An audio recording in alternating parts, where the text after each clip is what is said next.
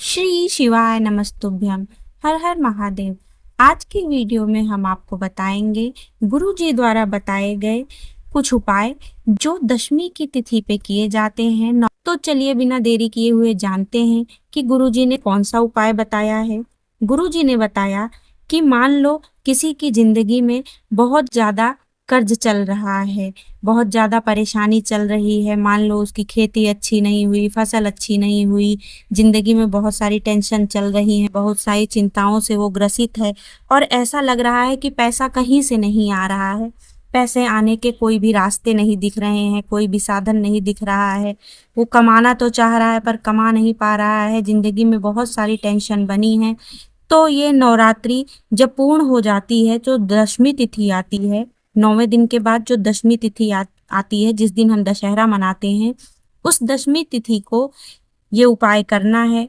उपाय को करना कैसे है? उपाय करने के लिए हमें 5 दूर्वा, 5 बेलपत्र और 5 शमी के पत्र चाहिए। जी हाँ, 5 दूर्वा, 5 बेलपत्र और 5 शमी के पत्र ये चाहिए और 1 लोटा जल चाहिए। अब उपाय को करना कैसे है, चलिए जानते हैं। उपाय को करने के लिए पहले भगवान भोलेनाथ पे हम 1 दूर्वा, 1 शमी पत्र और 1 बेलपत्र चढ़ाएंगे। फिर अपना नाम और गोत्र बोलेंगे। फिर दोबारा से 1 बेलपत्र, 1 दूर्वा, 1 शमी पत्र चढ़ाएंगे। ऐसे करके हम 5 दूर्वा और 5 बेलपत्र और शमी पत्र चढ़ाएंगे। उसके बाद 1 लोटे जल से बाबा पे जल अर्पित करेंगे। जल को एक बार में नहीं अर्पित करना है, जल को 3 बार में अर्पित करना है। उस जल को रुक रुक के 3 बार अर्पित करेंगे और फिर उस चढ़े हुए जल का जलाधारी से थोड़ा सा भाग अपने लोटे में लेके अपने घर पे आएंगे। फिर उसे अपने घर के दरवाजे पे, व्यापार पे, जिस भी स्थान पे आपको उसको छिड़कना है, उस जल को छिड़केंगे और हृदय से बाबा से प्रार्थना करेंगे। बाबा पे भरोसा रखेंगे और बाबा से बोलेंगे कि बाबा बहुत टेंशन है, कर्जा बहुत है, दुख बहुत है, व्यापार चल नहीं रहा है, हमारी मनोकामनाओं को पूर्ण करो, हमारे दुख को हरो। ऐसा विश्वास करते हुए अगर आप बाबा से कामना करेंगे तो देखिएगा भगवान 3 महीने के अंदर ही अंदर आपकी झोली अवश्य भरेंगे और आप पे जरूर अपनी करुणा और दया करेंगे। आपके भंडार अवश्य भरेंगे। भोले बाबा आप पे कृपा अवश्य करेंगे। चलिए जानते हैं गुरुजी द्वारा बताए गए अगले उपाय को जो दशमी की तिथि पे करना है। गुरुजी ने बताया कि अगर दशमी की तिथि पे हम भूलवश भी अगर भगवान भोलेनाथ को शमी पत्र अर्पित कर देते हैं तो भगवान उसके घर में कभी भी धन संपदा की कमी नहीं रखते। पूज्य गुरु जी ने बताया कि शमी पत्र का बहुत ही अधिक महत्व है। गुरु जी ने बताया कि शिव महापुराण कथा में वर्णन है कि एक बार ब्राह्मण कोस के घर उनके गुरु दक्षिणा लेने के लिए आए। उनके गुरु वरंतु ने उनसे दक्षिणा में उन्होंने 14 करोड़ सोने की मुद्राएं मांगी, क्योंकि गुरु का तो काम ही होता है गुरु दक्षिणा लेना और वो परीक्षा भी लेते हैं। तो इसलिए उन्होंने ब्राह्मण कोष से ऐसी गुरु दक्षिणा मांगी कि जो वो ना दे सके। तब ब्राह्मण कोष ने बोला कि गुरु को तो गुरु दक्षिणा देना बहुत ही जरूरी होता है।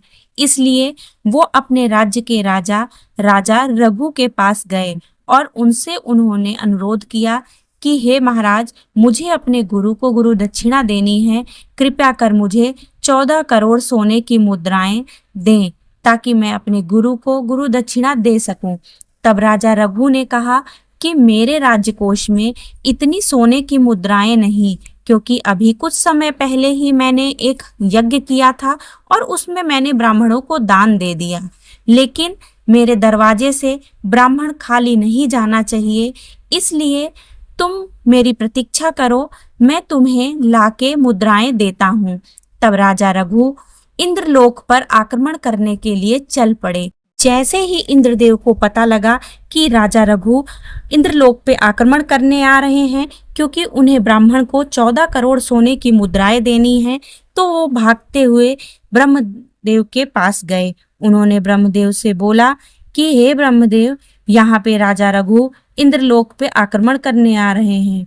तो ब्रह्मदेव ने बोला कि वो आक्रमण क्यों करने आ रहे हैं। तब इंद्र ने बताया कि उनको 14 करोड़ सोने की मुद्राएं चाहिए क्योंकि उन्हें गुरु को गुरु दक्षिणा देनी है। तब ब्रह्मदेव ने बोला कि ठीक है, तुम कुबेर को बुलाओ। तो जब कुबेर को बुलाया गया तो कुबेर से इंद्रदेव ने कहा कि उन्हें 14 करोड़ सोने की मुद्राएं चाहिए गुरु दक्षिणा देने के लिए। तब कुबेर ने उन्हें एक शमी का पत्र दे दिया। तब इंद्रदेव ने कहा, इस शमी पत्र का क्या करूं? तब इंद्रदेव को कुबेर जी ने कहा कि ये शमी पत्र आप कोस को दे दो। तब इंद्रदेव ने वो शमी पत्र कोस को दे दिया। कोस ने पूछा कि मैं इस शमी पत्र का क्या करूं, मुझे 14 करोड़ सोने की मुद्राएं चाहिए।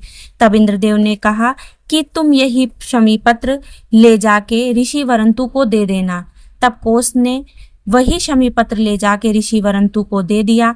तब ऋषि वरंतु जान गए कि ये मेरे देवादिदेव महादेव का पत्र है। तब उन्होंने भगवान भोलेनाथ की आराधना की और हाथ जोड़ के उनसे निवेदन किया कि वो प्रकट हों।